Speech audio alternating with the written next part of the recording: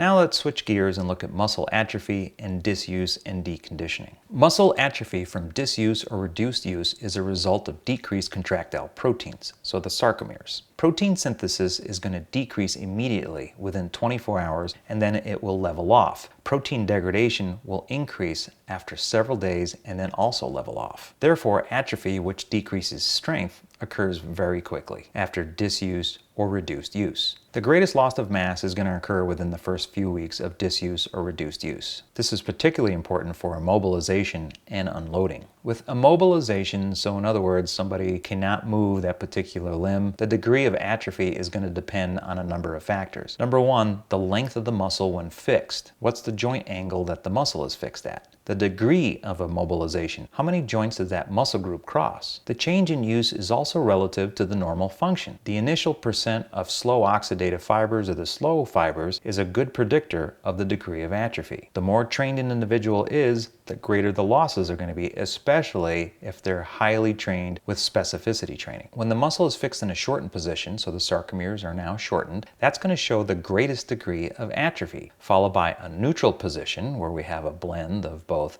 lengthening and shortening, then the muscle fixed in a lengthened position. Since joints are complex and consists of two opposing muscle groups, the best choice here really is the neutral position. The degree of atrophy can be predicted. First class is going to be the anti-gravity muscles that cross a single joint and contain mostly type 1 fibers. Second class degree of atrophy involves the anti-gravity muscles crossing multiple joints and are also mostly type 1 fibers. The third degree of atrophy is predominantly the fast muscle fibers, which can be immobilized with less atrophy compared with class 1 and class 2. With remobilization after disuse or atrophy, it's going to take longer to recover muscle mass and strength to elicit the initial response. The ratio is approximately 2 or 3 to 1. That is, we're going to spend twice as long to regain all of the muscle adaptations that we just lost due to disuse and muscle atrophy. We also get an increase in connective tissue concentration when immobilized. This increases passive stiffness. This will return to normal within about 2 to 3 weeks with remobilization. What about bone mass? How is this affected? Because we know that a good stimulus for bone is that of muscles contracting, that provides forces on bone that allow bone to maintain good bone mineral density. We know that bone turns over more slowly than muscles, so a decrease in bone mass does lag behind that in muscle. The highest rate of loss is going to be at about 6 to 7 weeks during immobilization and disuse, and levels out at about 18 weeks. If the unloading is prolonged, then the recovery of bone may actually take months. As far as rehabilitation is concerned, what we want to try to do is to selectively train muscle groups that are most affected by the deconditioning stimulus.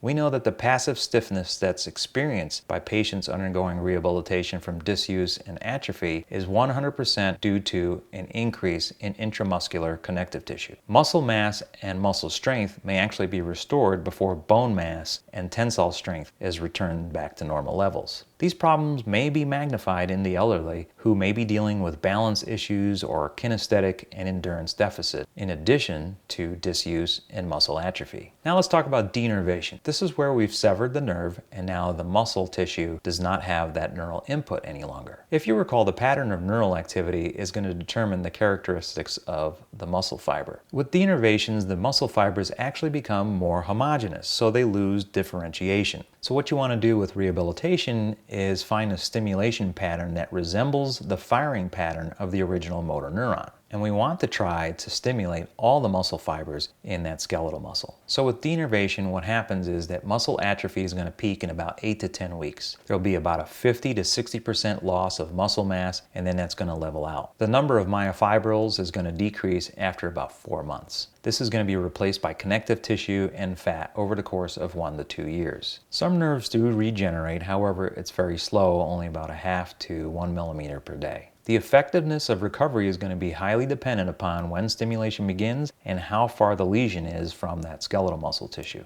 The higher up the lesion, the less effect the stimulus training is going to be. A question that often comes up is, will the electrical stimulation that's used for rehabilitation actually impede nerve growth? In the scientific literature, what we see is that continuous stimulation does inhibit nerve growth. That causes changes in membrane properties and/or release of nerve trophic substances. The practical application of this for humans is that if we perform electrical stimulation for 20 minutes, 2 to 3 times a day, there's going to be little or no inhibition of that nerve growth. What's the most effective protocol? Well, the problem is that most research studies have been done using animals, where muscles are much more homogeneous, so we can't really apply that work to humans. If we want to stimulate all the muscle fibers, we have to have a very, very high stimulus, and that actually can be quite painful. So while electrical stimulation is useful, and there have been many strides made in this area to develop these techniques a little bit better, we still have a long ways to go in terms of rehabilitating folks who have suffered some kind of denervation.